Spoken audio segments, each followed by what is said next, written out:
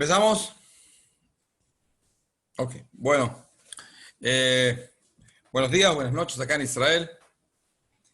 Después de dar ya dos clases sobre robo, hurto y demás cosas parecidas, vamos a hablar no de leyes, sino de conductas apropiadas. Es decir, hay cosas que uno tiene que entender de que el ir por los caminos de Dios no significa únicamente ir exactamente según lo que está escrito, sino ser un poco largo, un poco conductas apropiadas que uno espera que una persona digna las haga, aunque por ahí no son obligatorias, pero son dignas y son apropiadas y seguro que merecen su recompensa y seguro que demuestran más el apego a Dios. Entonces, escribió así el rabino. El ladrón devolverá lo que robó. Si el artículo robado todavía está en su posesión, todavía no lo vendió, lo tiene ahí escondido en algún lado, se devuelve el artículo como esté. Si se pierde o se destruye por completo, él puso en un lugar y el artículo se perdió. O como se dice, se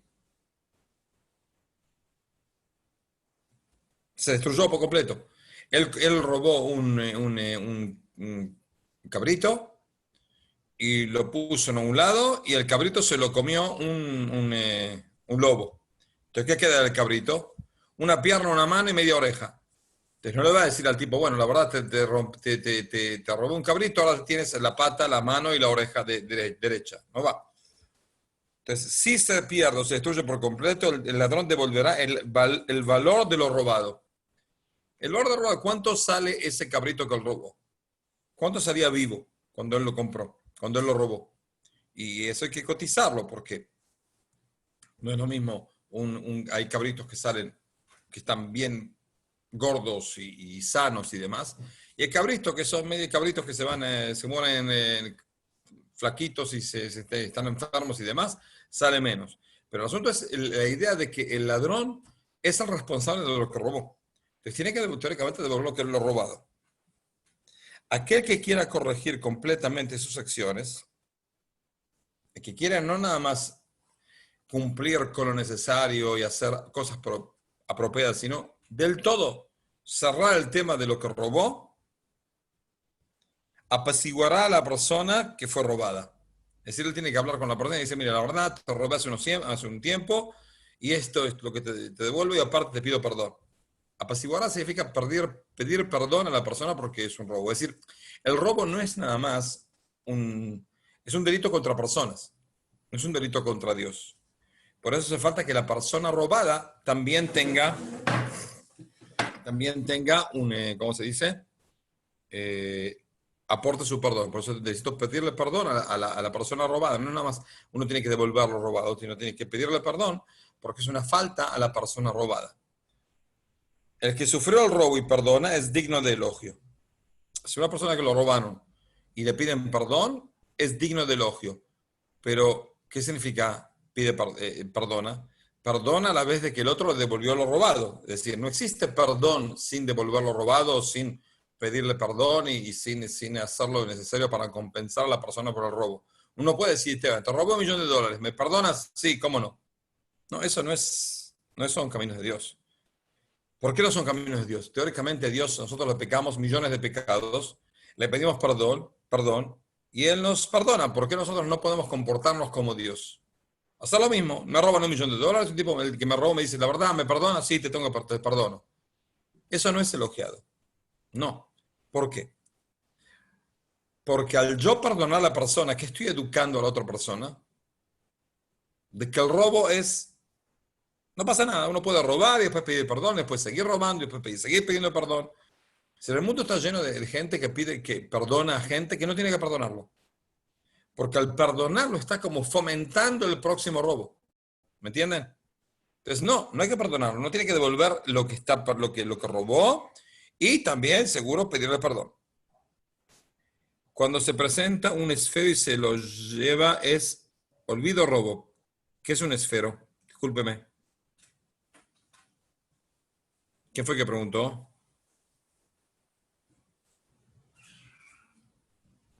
Señor Washington, ¿qué significa un esfero? Un esfero. No entendí. Entonces, cuando me conteste le hablamos. Entonces, como dijimos, el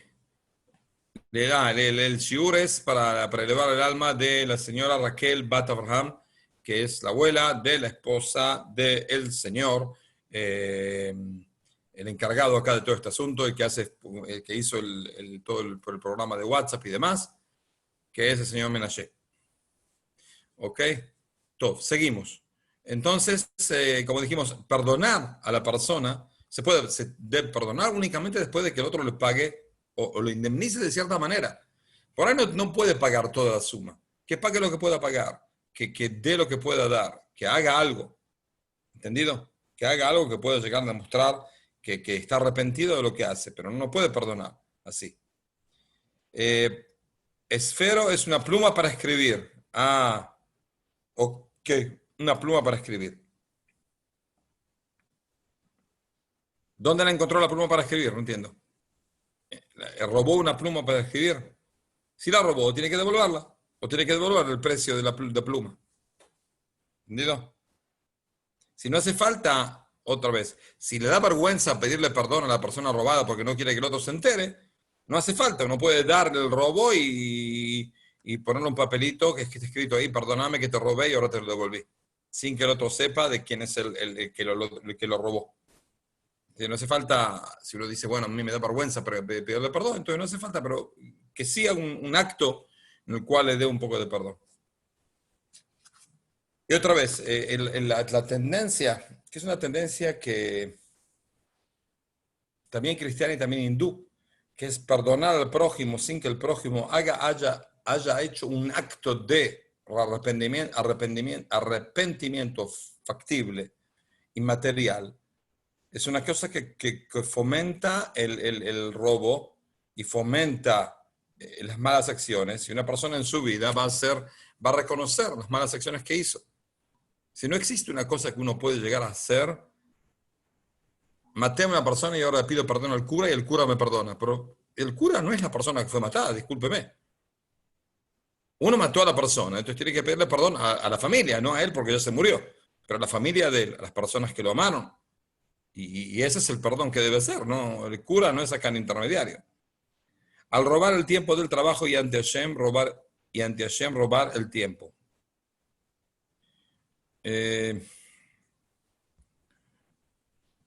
Robar el tiempo de trabajo también está mal. Es robo, pero depende, porque si en trabajo común uno tiene posibilidad de ir a tomar un café, bueno, se toma un café. Pero tomar un café no significa ahora tomar un café, ir de compras, ir de vuelta y devolver lo que compró mal y ir al gimnasio y demás, y demás, y demás, y demás. Eso no significa. Es lo que está acostumbrado en cierto lugar, está sabido a priori por el patrón de él, que sabe de que así todos los obreros tienen como derechos de hacer cosas en la mitad hasta cierto punto. Por ejemplo, acá en Israel, la ley permite de que una persona que trabaja pueda llegar a rezar con cierto, la mitad del tiempo del rezo está a cuesta del patrón. Y eso es sabido y es un derecho jurídico de cualquier persona que reza, de que puede rezar tomando en cuenta de que la mitad del tiempo del rezo está a cuesta del tiempo que tenía que haber trabajado. ¿Entendido? Lo mismo comer y demás, si uno tiene que almorzar, bueno, hay tiempo que uno debe almorzar. ¿Ok?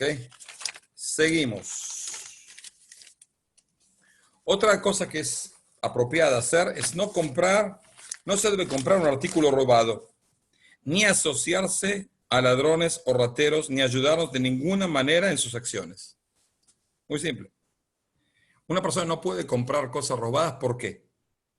En el Talmud, dicen nuestros sabios, de que al robar una cosa robada, uno está fomentando directamente el robo. Muy simple. Muy simple, está robando, fomentando directamente el robo. Porque el ladrón, si se queda sin tener a quién vender lo robado, va a dejar de robar. Pero en un momento en el cual él siempre encuentra quién le compra lo robado, entonces se va a seguir robando. ¿Entendido? Entonces no se puede comprar cosas robadas. Seguro ni asociarse ladrones y demás. Seguro que uno dice, bueno, tú robaste, bueno, el 10% para mí, 90% para vos. Es decir, nada, ni un 1%. Ni 1%, porque es una especie de banda de ladrones. Vamos a decir que él roba y yo lo apoyo. Y por el apoyo mío, él me da un porcentaje. Es ser una especie de mafia, de junta de ladrones. Muy simplemente, está prohibido. O también de ayudarlos en alguna manera. No se puede ayudar al ladrón en nada, ni antes del robo, ni después del robo. Después del robo se lo puede ayudar únicamente a que devuelva el robo y a que se arrepiente y que vaya por los buenos senderos. Pero no se puede a una persona que robó apeinarlo y decirle, bueno, muy bien. Es decir, no vamos a arreglar. No existe. No existe. Una persona que robó, mi ayuda tiene que ser en encaminarlo por un buen camino para que retorne a los caminos de Dios. ¿Entendido? ¿Hay preguntas por ahora? ¿Alguien tiene preguntas? No. Seguimos. No, muy buena, gracias. Ok.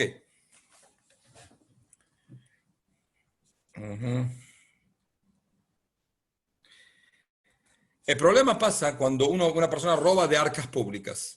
¿Por qué?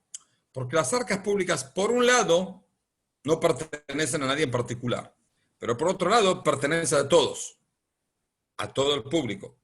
Entonces, se complica. ¿Cómo hago para devolver a toda la gente que la robé? Entonces, así. Si robó a las arcas públicas y quiere reparar su acto, quiere reparar, pero no sabe cómo, porque es imposible devolver a la carga pública. Yo no puedo ir al ministro, a la Dirección General Impositiva y decirle, bueno, robé de los impuestos, quiero devolver. No existe. En ningún país existe. Entonces, ¿cómo hace? Si puede devolver a las arcas públicas lo que robó, lo hará. Si hay una condición de que uno sí puede devolver a las arcas públicas, que lo haga. Seguro. Pero por lo general, yo no conozco ningún país que uno pueda devolver a las arcas públicas algo. ¿Entendido? Si no existe posibilidad, ¿qué se puede hacer? Donará el dinero que robó a la sociedad. ¿Cómo se hace? Donando en una obra, una obra pública. Es decir, uno puede decir, ok, robé a las arcas públicas, ahora dono una sala para una escuela que en un lugar donde no hay escuelas. Pago electricidad de un lugar donde que hay gente pobre que no tiene en una cosa sanitaria o demás y demás y demás. Dono una máquina de respiración por el asunto de la corona. Algo hago para dar al público. ¿Cuál es el concepto? ¿Por qué eso significa de que hice algo? Porque dicen nuestros sabios de que al robar de las arcas públicas y al no tener posibilidad de devolverlas, hago algo que es para el bien público y lo mismo pasa cuando una persona roba y no sabe de quién robó. Una persona que es ladrón, 20 años se pasó robando, ni tiene la menor idea de quién robó ya, no tiene una lista. Entré a tal y tal casa, en tal y tal fecha, lo robé tal y tal cosa, no sabe. ¿Cómo hace para devolver? Da algo a obras públicas. Entonces la idea es que el concepto es de que una persona al dar algo a obras públicas, hay gran posibilidad de que esa persona que fue robada reciba algo. Reciba algo. Por ejemplo, hay un ladrón que durante años y años robó y él quiere volver a los caminos de Dios y demás. Le preguntó al rabino del Kotel, al rabino Getz, que era el rabino jefe del Kotel, un gran cabalista, le preguntó cómo hago para devolver si no tengo la menor idea de quién robé y cómo robé. Entonces le dijo, ¿sabes qué? ¿Cuánta plata es? Le pregunté y dijo, bueno, ok, vamos a hacer ahora una línea de bebederos de agua fría en el Kotel y vamos a hacer un lugar para que la gente se lave las manos, hay que lavarse las manos antes de entrar y demás. Entonces, la idea es, al hacer eso, es factible de que alguna de las personas que fueron robadas por él en el pasado llegue una vez al Kotel y tenga sed y toma agua, entonces le están devolviendo algo de lo que fue robado. Y una vez se lava las manos, entonces le están devolviendo algo de lo que fue robado por él. Si no tiene una posibilidad factible de devolver. Entonces puede vivir siempre pensando que mal estuve, soy una porquería, no sirvo para nada, y esto y lo otro, y es una vida de perros. Por eso dice, no, da al público, y el público algo, alguno de ellos va a recibir. Y esa es tu alegría, de que devuelves algo de cierta manera. ¿Entendido? Ese es el ir por los caminos de Dios. Tenemos acá, uno robó del público, no puede devolver, tiene que donar a una obra de uso público, para que puedan disfrutar de ella mucha gente. Cuanto más gente disfrute de lo que da, es más para la persona, más ayuda a la persona a dar algo de lo que robó al público. Dice que así, al robar el tiempo del trabajo y ante Hashem robar el tiempo cuando se invierte dinero pero no hay un documento, sería como un robo o entrega de dinero voluntario. No entendí la pregunta. Una persona invierte dinero, pero no hay un documento, no firmó ningún documento. ¿Sería como robo? ¿Por qué sería como robo? Una persona invirtió, ¿cuál es el problema? O entrega de dinero voluntario. No entendí, discúlpeme, señor Washington, no entendí su pregunta. Una persona que invierte algún dinero no es un robo. Entonces, Solo ¿cuál es su pregunta? eh, hacía la pregunta porque hay unas empresas que son, suponiendo, dice invierte $2,000. Vas a ganar, pero no hay un documento intermedio decir que yo estoy dando ese dinero y la empresa se desaparece. ¿Sería un Es un robo robo, o es un... es un robo, es un robo total. Muy simple. Entonces, ¿cuál es tu pregunta? Si son ladrones, el mundo está lleno de ladrones. Entonces, ¿cuál es tu pregunta? ¿Qué hace esa empresa para devolver el dinero? Esa empresa seguro que sabe de Exacto, quién sacó el dinero. Ellos sí lo tienen exacto. anotado. Entonces, para mí digo, es una mala inversión porque eso no es una inversión No, no legal es una porque no inversión, es hay un un robo. documento entre medio No, de no, no es decir, un robo. En el momento en el cual no te dieron ningún documento, no invirtieron nada, lo único que invirtieron es en trasladar la plata en Suiza y no lo ves la plata nunca más. No invirtieron en ningún nada. Desaparecieron. Es un robo, simplemente. El problema está en que el mundo está lleno de ladrones y también está lleno de gente que crea a los ladrones. Pero sigue dando dinero. ¿Entendido? Y quiere ganar plata. Yo entiendo de que está todo, no se puede ganar plata, pero uno dice, bueno, invierto, por ahí me da. Pero si uno no recibe algo, tiene que dudar, tiene que sacar la plata inmediatamente y no darla. Porque también cuando te firman, en ciertos países, cuando te firman no sirve para nada. ¿Te imaginas si no te firman? Entonces, seguro que no sirve para nada en ningún país del mundo. ¿Ok? Seguimos. Otra cosa que uno tiene que acostumbrarse, que no es otra vez, no es una alajá, pero uno tiene que acostumbrarse, es no deseará el dinero de su compañero. Uno puede llegar a decir, bueno, él tiene mucho dinero y yo tengo mucho menos dinero. Si constante de la falta, constante de la diferencia, uno tiene que estar constante. Uno sabe lo que tiene y sabe lo que es lo que el prójimo tiene. Pero hay una cosa que es estar constante de la diferencia y otra cosa es desear y hacer acciones para poder llegar a tener el dinero del otro. Es decir, emparejarme con él. O a través de que yo le robo dinero, entonces lo voy bajando de capital, entonces me llevo el capital para mí, o a través de hacer cosas para poder llegar a bajar el nivel de él y ganar mi nivel de manera no derecha y no según lo que la Torah y el camino de Dios nos va dirigiendo. Por eso uno tiene que saber, bueno, no tiene que decir, él tiene mucho, yo tengo también mucho, pero no tengo nada. No, tiene que estar constante. Sí, él tiene mucho, yo tengo mucho menos. Pero no tienes que desear todo el asunto y empezar a decir, bueno, ahora cómo hago para... Empieza a licuarse el cerebro para ver cómo hago para obtener el dinero de él. Hay que entender, nuestros sabios dijeron muchas, por ejemplo, dichos sobre el asunto de la riqueza. Por ejemplo, en el tomo de Avot, dijeron, ¿quién es el rico? El que está contento con lo que tiene.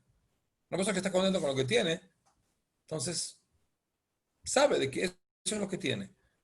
Y está contento que eso es lo que tiene, que no está peor de lo que está.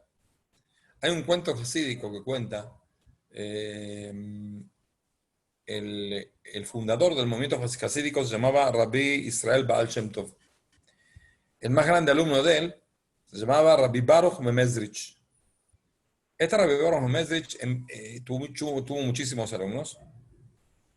Una vez el hijo de él le preguntó, papá, ¿qué significa de que una persona, está escrito en el tomo de Brajot, que una persona debe bendecir a Dios por las cosas buenas y bendecir a Dios por las cosas malas? Entonces le preguntó al padre, ¿qué significa cosas buenas, cosas malas? ¿Cómo uno hace para bendecir a Dios por las cosas malas? Por las cosas buenas uno entiende, pero por las cosas malas, ¿qué son malas? ¿Qué significa bendecir a Dios? Entonces digo, ¿sabes qué? No tengo, para entender bien, te aconsejo viajar a un alumno mío que se llama Rabbi Hillel Mea Napoli. Anda a la ciudad de Nápoles y pregunta por él y él te va a explicar. Pregunta esta pregunta y él te va a explicar. Bueno, se fue con una carreta 3 horas. Después se tomó un tren 7 días. Después nieve, frío. Llegó a la ciudad de Nápoles. Preguntó, ¿hay algún judío acá? Rabzusha de Nápoles.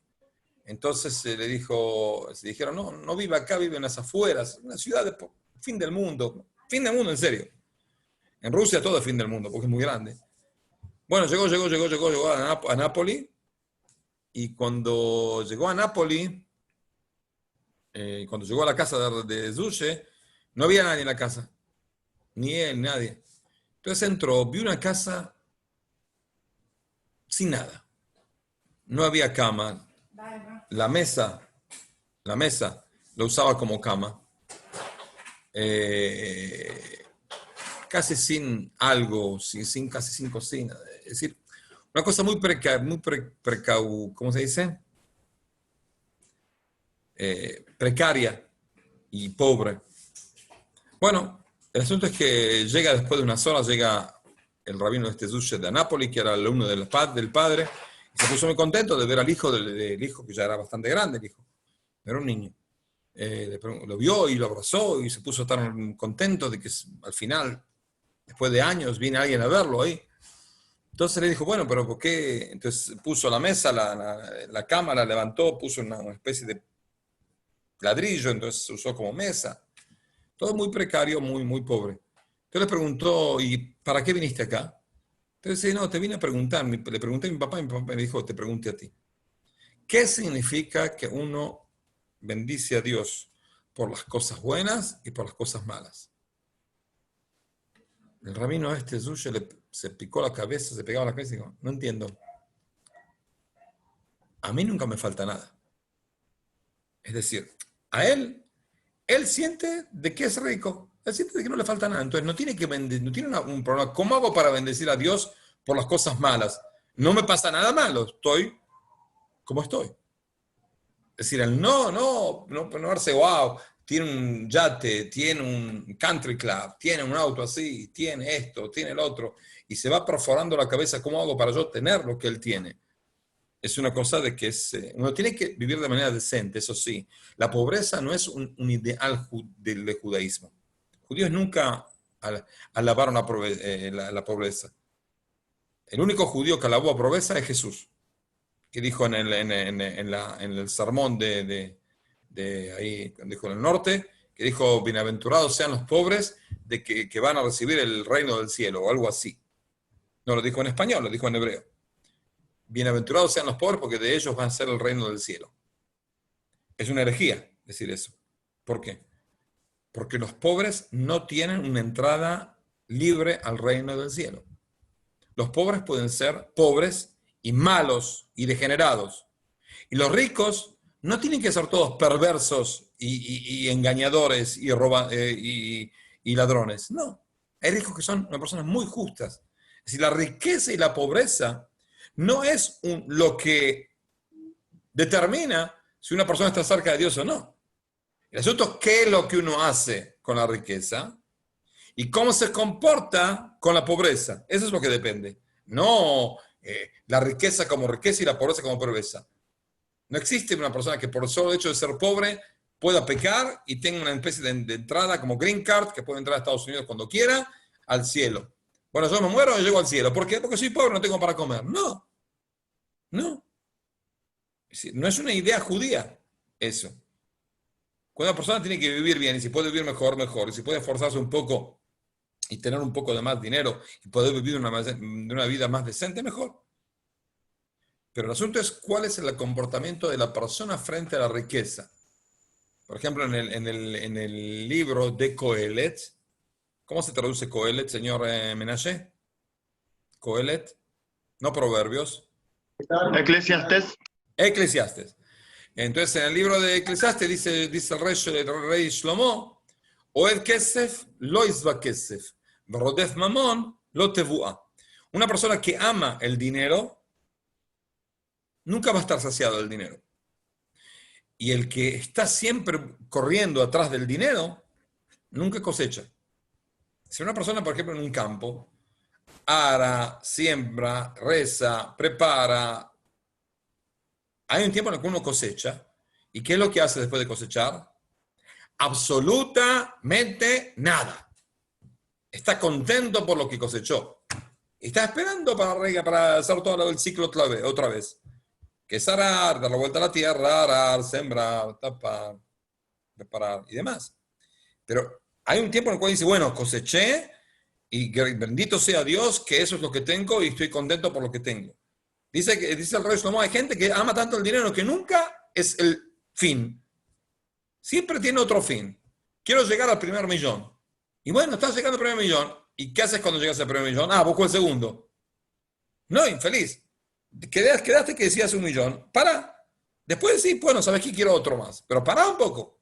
Sabes de que aceptás, de que llegaste a lo que te pusiste como misión. Te digo, por ejemplo, yo el primer $1.000.000 me costó mucho, por eso voy directo a los 2 millones. ¿Entiendo? Yo no... Es un chiste, no es la verdad. Ni llegué a 1 millón, todavía ni voy al segundo. Pero no importa. El asunto es, uno tiene que tener una conciencia de que, bueno, es lo que tengo. Ok. Puedo vivir de manera cierta, decente. Y sigo esforzándome seguro de poder ir por caminos de Dios y no faltar nada. Y con todo eso, tratar de poder acumular. Porque la riqueza, como dijimos, no es un ideal. La pobreza no es un ideal. Pero de todo es perseguir y no dormir de noche para conseguir más dinero y no comer y no ver a mis hijos y no ver a mi esposa y no volverme loco y arruinar mi cuerpo. ¿Para qué? Para conseguir plata que por ahí, ¿para qué la necesito?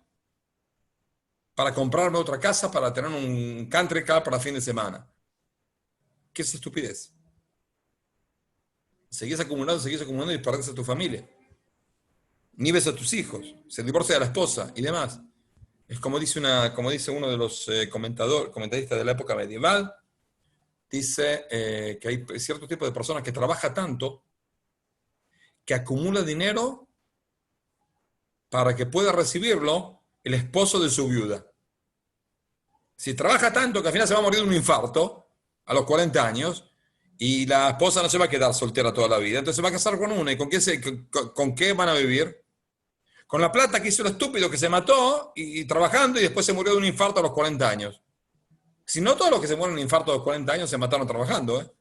Pero hay gente que se mata trabajando, arruina su cuerpo, arruina su vida, arruina su familia para conseguir más y más y más. ¿Pero para qué? ¿Para qué? Por ejemplo, yo tengo un amigo, no murió todavía. Tengo un amigo que la esposa siempre lo embarraba, siempre lo metía en deudas, siempre. Cada 4 o 5 meses recibía un llamado del banco, tenés un descubierto total, y él hablaba con la esposa, y a los gritos, y pataleos, y esto y lo otro. Le pregunté una vez, ¿por qué estás en esa especie de círculo vicioso que no podés salir? Entonces me decía, no sé, mi esposa gasta muchísimo dinero, mucho más de lo que tenemos, y mucho más de lo que debe ganar. Entonces le dije, me senté con la esposa, y al final me di cuenta de que el problema no es la esposa, el problema es él. ¿Por qué? Porque él no le da satisfacción, no le da cariño a su esposa. Entonces a la esposa, al no tener cariño, no tener amor, no tener alguien que lo vea, alguien que pueda escuchar al final del día sus dramas. Porque cada uno tiene cosas que uno tiene que enfrentar. Entonces es bueno que uno tenga uno en la casa para poder hablar con él. Pero él no. Él no le da eso. Al no dar eso, ella se compensa. ¿Cómo se compensa? Se compra otra cosa. Se gasta el dinero en todos lados. ¿Por qué? Porque es el afecto que le falta. Le dije, te aconsejo. Y darle más afecto, darle más cariño, darle más tiempo que te ocupas de ella y demás. Entonces te va a ganar, vas a perder mucho menos dinero. Vas a poder trabajar menos. ¿Entendido? Por ejemplo, en el tomo de Shabbat, dicen nuestros sabios, ¿quién es el rico? El que tiene una buena esposa. Esa es la persona rica, que tiene una buena esposa. Esa es la cúspide de la felicidad de la persona. El máximo estrés que la persona puede recibir psicológicamente es la muerte de su esposa. Está estudiado de que la muerte de su esposa llega a una especie de pico de estrés que puede llegar a una persona a distorsionarlo todo y a desequilibrarlo de manera total. Esa es la cúspide del drama. Por eso la cúspide de la felicidad es al revés, es que tenga una buena esposa. Entonces, al tener una buena esposa, sos el tipo más millonario del mundo. Más millonario del mundo. Y eso es lo que uno tiene que tener conciencia. Tengo una buena pareja, tengo hijos sanos, más o menos. Sí, me vuelvo loco de vez en cuando, me pongo nervioso de vez en cuando. Pero yo también me pongo nervioso a sí mismo. Yo también me pongo a mí mismo nervioso. Es decir, yo también no estoy contento tanto de mi vida. Entonces, ¿qué hago? ¿Me sigo taladrando la cabeza y me sigo amargando la vida? ¿O entiendo de que así es la vida? Como dijo un amigo mío, la vida es una época difícil. La vida en general. Antes de que bajamos del mundo del cielo, estaba todo perfecto. Después de que nos vamos de este mundo, está todo perfecto, más o menos. En este mundo, y no hay nada perfecto, ¿eh? Nada.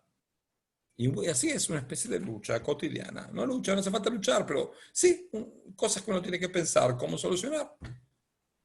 Y uno dice, bueno, tengo buena esposa, tengo un buen hijo, entonces, ¿qué quiero del mundo? Dios mío, ¿para qué? Todo lo demás es extra. Todo lo demás es extra. Y aparte que Dios no nos debe nada. Hay gente que se piensa de que Dios en serio le debe algo.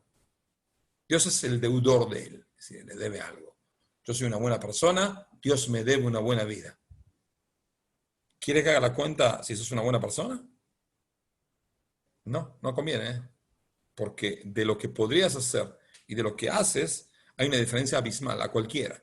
Entonces, ni conviene, no conozco a nadie, ningún justo, ningún sabio, ningún piadoso, que pueda ir a Dios y decirle, Dios, hice el cálculo y te queda una deuda conmigo. No conozco, no existe en serio en este mundo una cosa así. Entonces uno tiene que entender de que no es cosa que uno puede llegar a reprochar a Dios y decirle, bueno, Dios tiene que hacer algo. Entonces seguro uno tiene que tratar de sobrepasar los enfrentamientos, las cosas que tiene que enfrentar para poder avanzar. No hace falta estar estancado y decir, bueno, estoy acá y bueno, me quedo acá y no me muevo. No. No tiene que moverse, tiene que hacer, tiene que mejorar su faz material, su faz espiritual, su faz de familia, su trabajo cotidiano, su trabajo espiritual. Uno tiene que estar estancado, seguro que no. Pero una cosa es no estar estancado y otra cosa es estar amargado del nivel que uno tiene, o nivel material o nivel espiritual. Y eso provoca daño a la persona, porque no tiene una especie de paz interna que dice, bueno, muy bien, llegué a donde llegué, ahora tengo otra meta. Tengo una meta mejor, una meta más profunda, una meta más grande. Pero uno tiene que hacer un parate de vez en cuando, pararse. Decir, bueno, llegué acá llegué. Y estoy contento y miro atrás y digo, bueno, la verdad podría ser muchísimo peor de lo que estamos.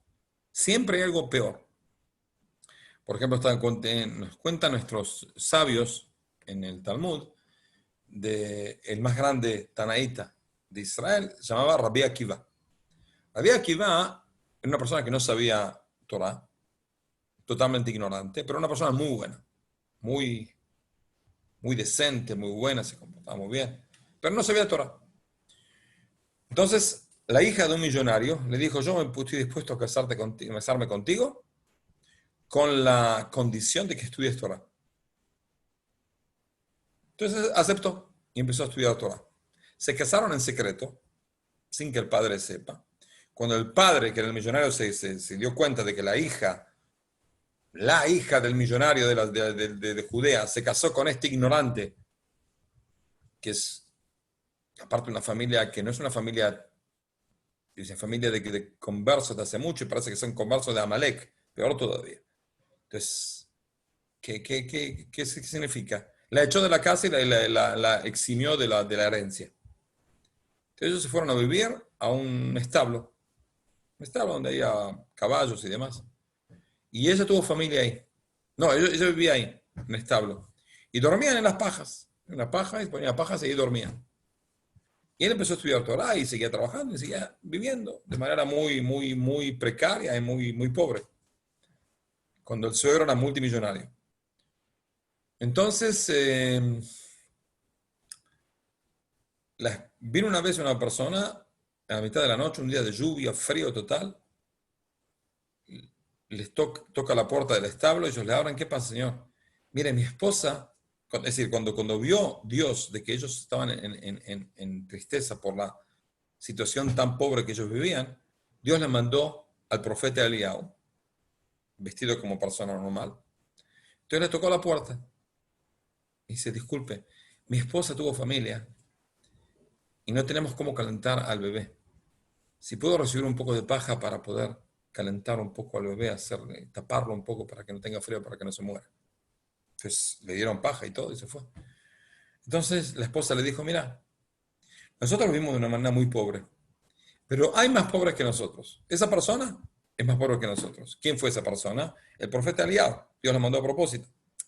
Pero el asunto es ver lo que uno tiene, es decir, bueno, hay gente que está mucho peor que uno. Mucho peor. Entonces uno tiene que dar conciencia de que, bueno, yo estoy en ese nivel, por algo estoy, no debo estar, no hace falta que me quede estancado, pero sí tengo que reconocer de que ese es el nivel que tengo hoy. Hoy. No es el nivel que quiero tener, no es el nivel que debo tener, y voy a hacer lo posible para no tenerlo. También de manera material, también de manera espiritual. Pero reconocer que lo que tengo también es de Dios. Ese es mi nivel y tengo que decir a Dios gracias por lo que tengo. Y uno tiene que fijarse, tiene familia, tiene buena familia, tiene una esposa, tiene hijos. Hay gente que no tuvo hijos. Hay gente que daría toda la riqueza del mundo y toda la riqueza que tiene para tener hijos. ¿Tú tienes hijos? Cállate. Los hijos te ponen nervioso. Bueno, hay gente que los hijos no los ponen nerviosos porque no tienen hijos. Darían cualquier dinero por tener un hijo que se los ponga nervioso. Cualquier dinero. Pero no, uno siempre se fija como se dice en hebreo, se fija en el pasto del vecino. El pasto de él, viste que pasto más verde, ¿eh? No, estúpido, fíjate en el pasto tuyo. Fíjate en que no tiene pasto. Que está a un nivel mucho más bajo que uno dice, bueno, yo tengo que adelantar, pero estoy consciente de que eso es lo que tengo. Y tengo que alabar a Dios por lo que tengo, por lo poco que tengo, o mucho que tengo. Cada uno según su nivel. ¿Entendido? ¿Hay preguntas? Dice así: un edificio con departamentos está en sucesión entre 4 hermanos. Uno de ellos alquila los departamentos para su lucro solamente. ¿Es robo? Sí. Es decir, no es robo porque no es un robo a mano armada, pero él sí tiene que llegar a una especie de cuenta con los hermanos porque los herederos son los 4 hermanos. Entonces él debe dividir los alquileres y los gastos que provoca el alquiler con todos los hermanos, porque si no está apropiándose de un capital que no es de él. Y en caso de que uno de sus hermanos quiera utilizar uno de los departamentos, es adecuado bien frente a Dios, puede hacer una cuenta con los hermanos. Vamos a decir que hay 8 departamentos. Le corresponden teóricamente 2 departamentos a cada uno. Uno dice, bueno, yo quiero un departamento para usarlo para fin de semana. Yo pongo un balde, pongo una sardina y la intento pescar el fin de semana. Si paso mi fin de semana, pesco la sardina del balde. Cada uno con su locura. Entonces, sí, puede recibirlo porque teóricamente tienen que ir a un juzgado y arreglar el asunto de la transacción, de la herencia y dividirla de manera equitativa, como debe ser, como se acostumbra y como según lo que está escrito en el testamento de la persona que murió. Otra pregunta, agrego a la pregunta en impuestos robo, agrego a la pregunta del impuesto. Acá el gobierno se inventa impuestos cada año y la plata se desaparece. No hay obras. Dejar de pagar esos impuestos es robo. Una pregunta delicada. ¿Por qué?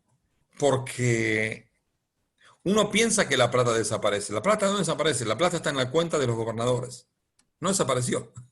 Sí, usted piensa que desapareció.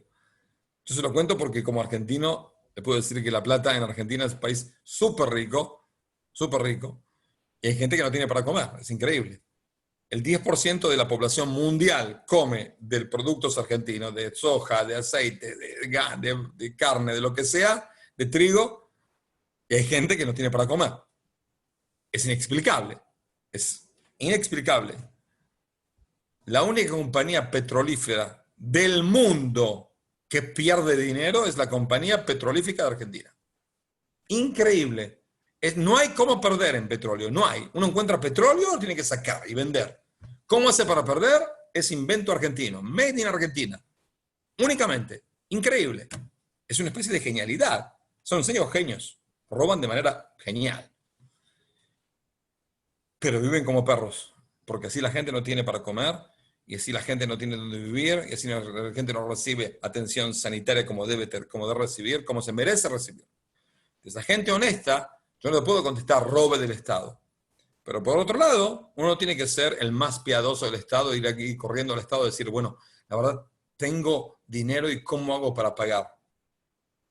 Porque si es un país que está todo podrido, en el cual todos roban, el Estado roba especialmente, uno tiene que fijarse de que no es, de no ser tan estúpido. Por otro lado, no se puede en serio robar. Ir a robar al Estado es otro asunto. Eso no es robar, es hacer cuentas para no tratar de pagar lo mínimo indispensable. ¿Entendido?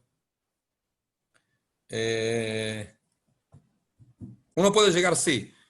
Por ejemplo, yo tenía una persona en Argentina que yo lo conocí, que él llegó a la conclusión de que el Estado no le debe pagar lo mínimo que pueda. Y una persona que tenía. Y le hacía todas las cuentas factibles para pagar cuanto menos pueda. Y si tenía que decir algo, borrar un cero de la cuenta, ¿cómo se dice? El balance anual, lo borra. Ningún problema, paga la décima parte. Entonces le pregunté una vez, ¿usted no siente un poco más? Digo, no, yo dono toda la plata. Todo lo que me ahorro yo hago una cuenta. Voy a mi contador, le digo, ¿cuánto robé? Si el contador también roba con él. Entonces le digo, ¿cuánto robé? Hago la cuenta, pongo un cheque a toda la suma y dono una escuela. Dono unas camas en el hospital. Dono algo. Yo lo dono, pero yo no le doy al Estado nada, porque darle al Estado es una especie de pozo sin fondo. Es decir, sí con fondo, al final el fondo es la plata del gobernador que se lo lleva a su cuenta bancaria. ¿No? Entonces no, él sí donaba la energía, hacía cosas de bien, pero cuanto pagaba, cuanto menos posible podía pagar. ¿Entendido? Ya mismo en Ecuador le quitamos este récord en las petroleras. Sí, pero el problema está en que Ecuador no tiene tanto petróleo como Argentina. Entonces, por ahí es difícil conseguir petróleo, entonces por ahí se complica. En Argentina es increíble. Hay lugares donde tiene, por ejemplo, un lugar que se llama Vaca Muerta, que encontraron petróleo más o menos el 10% de Arabia Saudita. Pero ninguna empresa mundial quiere poner un centavo ahí. ¿Por qué? Porque saben de que al poner un centavo y empezar a extraer petróleo, ¿qué es lo que va a hacer el Estado? Estilo Chávez, expropie. El Estado le expropia toda la compañía y se quedan con toda la inversión, miles de millones de dólares, sin nada, porque el Estado no le va a dar casi nada. Le va a dar el caño. ¿Cuánto sale un caño? No a la perforación, ni cómo extraer el petróleo. Por eso tienen el petróleo y nadie lo puede sacar. Así es. Seguimos.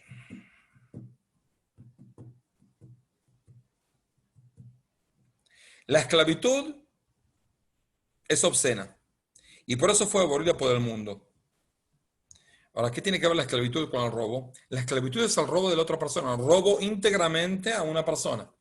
Es robar a la persona, robar la libertad de la persona, robar el trabajo de la persona. Lo hago trabajar para mí, como lo estoy diciendo, obligando a robarle, estoy robando la vida.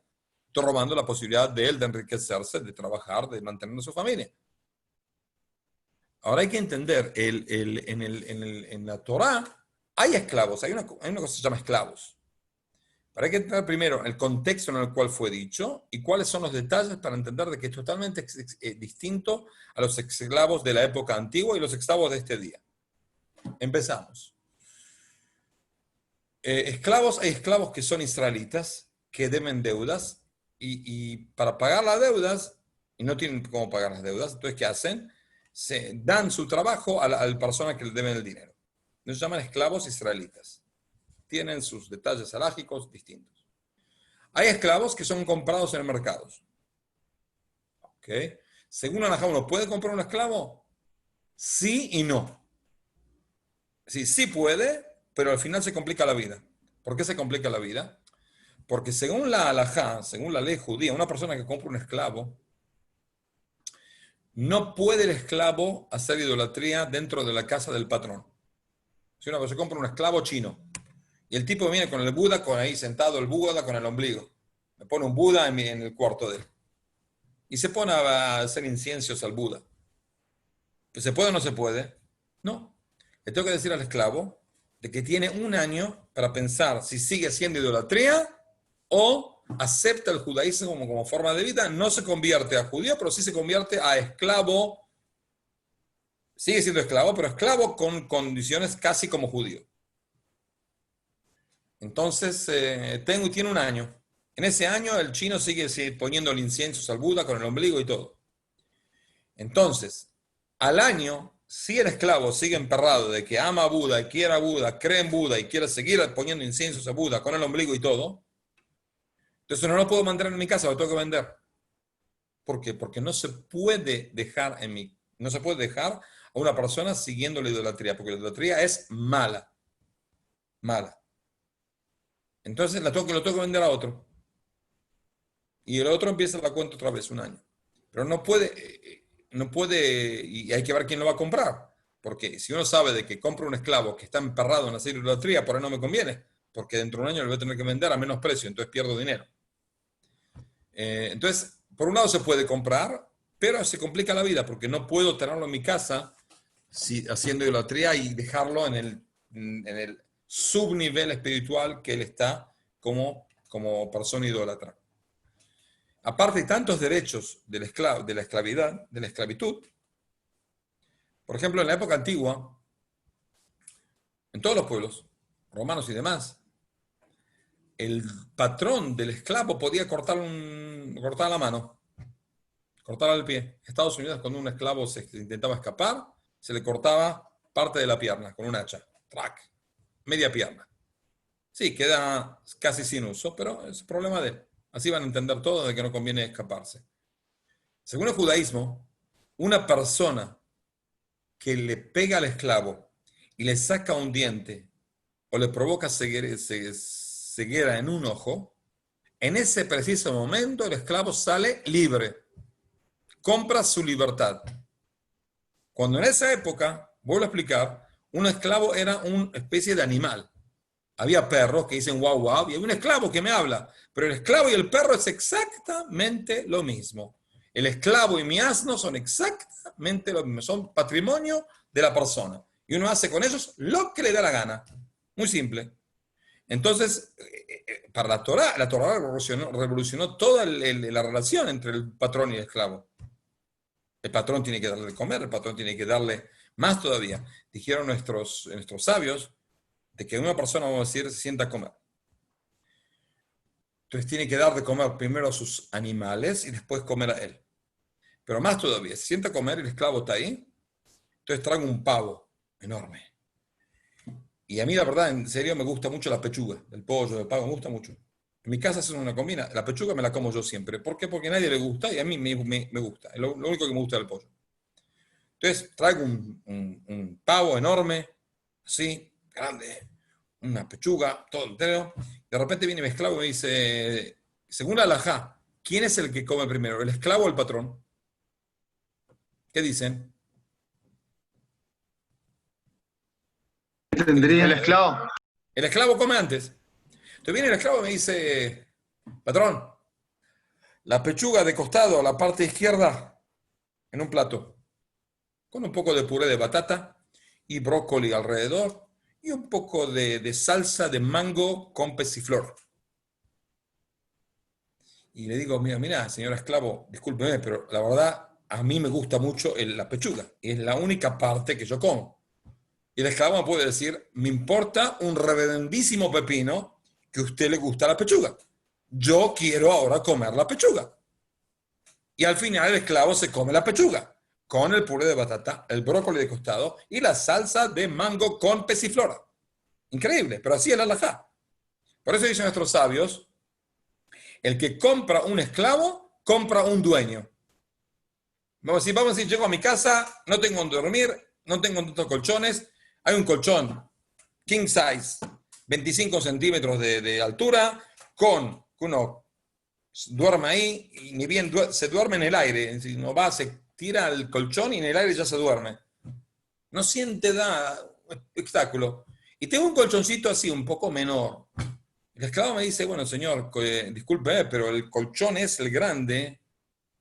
Yo prefiero dormir en el colchón ese grande. Le digo, pero usted es el esclavo, yo soy el patrón.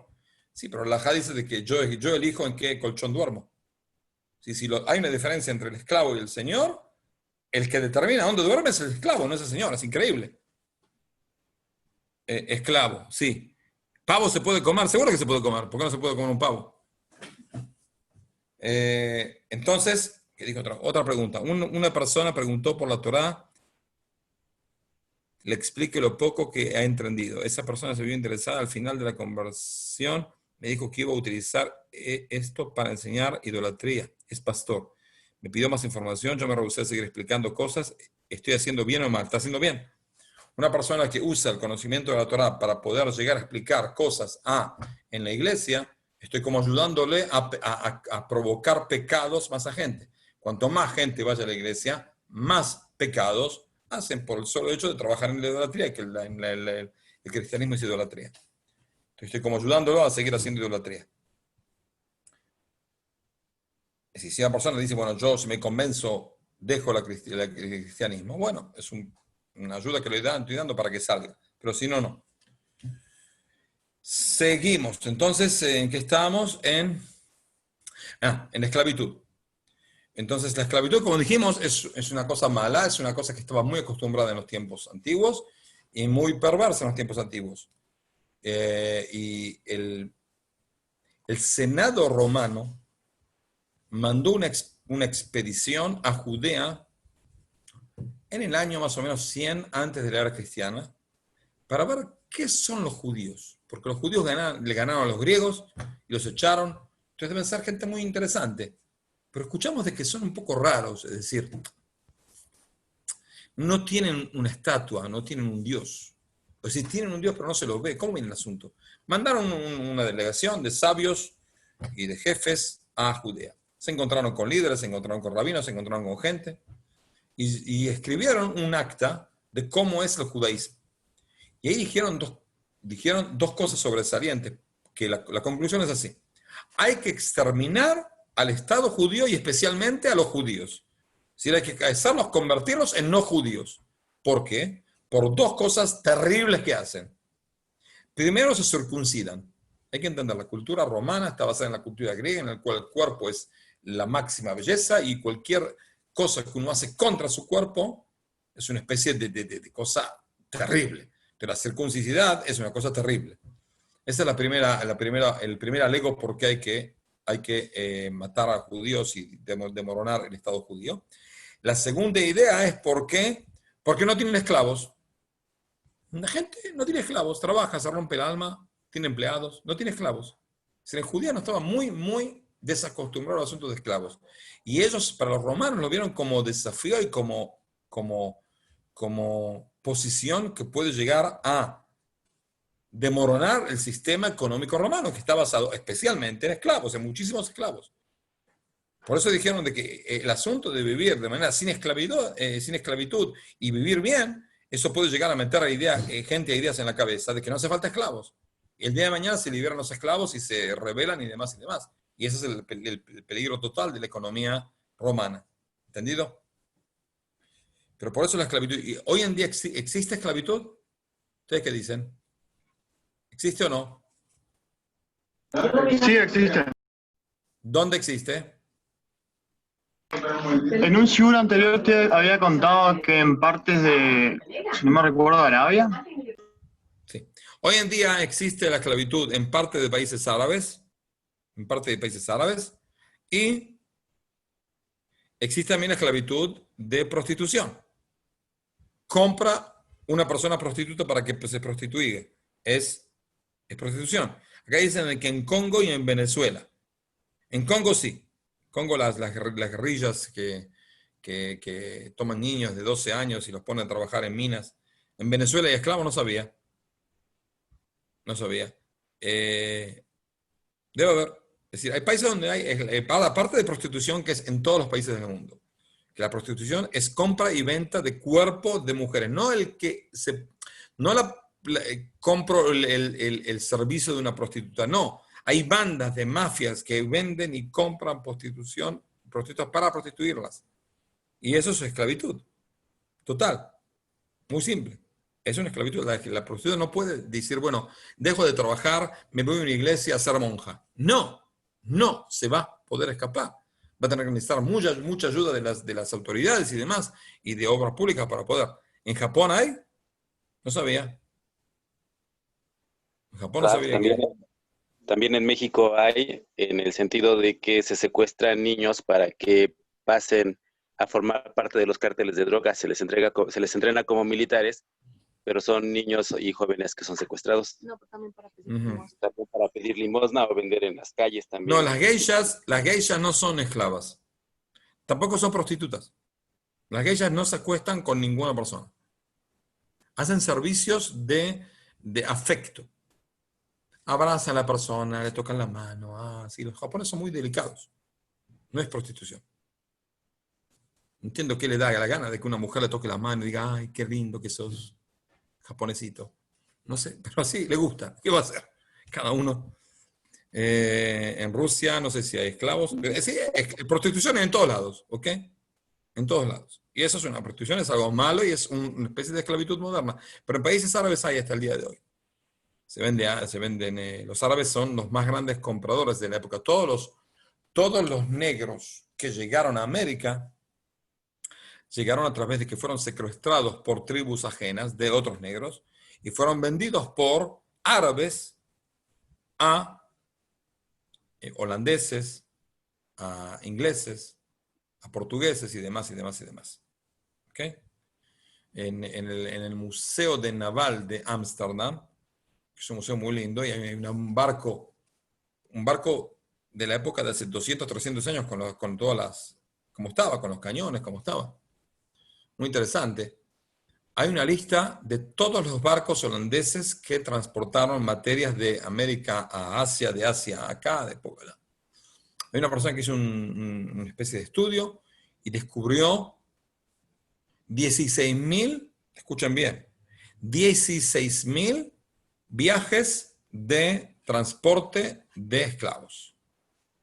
Los holandeses, muy buena gente los holandeses. 16.000 transportes de trabajos de esclavos a América, a Jamaica. Sí. ¿Quiere preguntar algo? Por ejemplo, en mi país, algo que está muy visto son los ¿Cuál es su niños país? con- Discúlpeme. En México Sí, México lindo y querido. hay niños y mujeres en las tiendas de fuera, o sea, ellos, pues uno, ¿verdad? Les da, pero prácticamente van personas y los dejan en BMW, los ponen ahí a que activen dinero. Se llaman, tienen un nombre, se llama tráfico de humanos. Es tráfico humano. Tráfico humano ahí eso, pues, uno lo es esclavitud ayuda, normal. pero prácticamente Esclavitud. Sí. pues, Ese problema es todo el mundo el judaísmo está en contra de la esclavitud como esclavitud porque todas las personas fueron, hay que entender, en la época antigua, la esclavitud por ahí es la única opción de la persona de recibir comida. Hay gente que se moría de hambre. Entonces, si no era esclava, se moría de hambre.